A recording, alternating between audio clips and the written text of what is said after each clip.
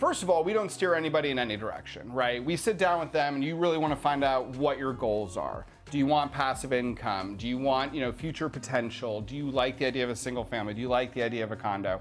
But I think from a co-buying perspective, what really makes the most sense is the multi-unit channel. Reason being is that everyone's gonna have their own space.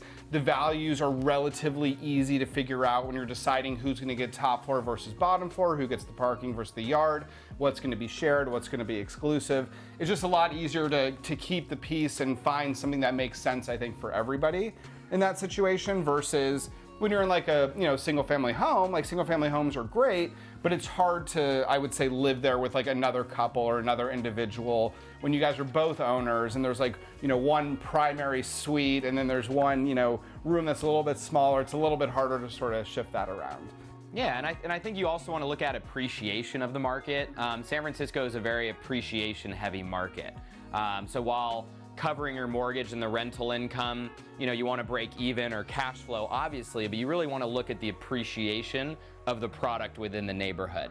So something like a 2 to 4 unit building might appreciate a lot faster than a single family home, or vice versa, depending on the neighborhood.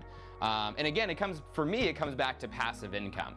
If I'm co-buying with someone, I want to live in a beautiful space, I want them to live in a beautiful space, and then I want us both collecting the passive income of the other unit together. You can do things like Airbnb or VRBO in a single family home, but with a multi-unit building, obviously you're going to get a lot more opportunities from a rental income standpoint. I think there's good opportunities for future growth too, like Michael alluded to. Like you could buy a property that has tenants that are paying very low rent, and if you and your co-buyer are living in the other 2 units, and you have time to wait for this tenant, for the rents to go up, for the tenant to move out, like you have some great opportunities there. And the one thing we haven't really touched on that I think is important is the condo conversion aspect.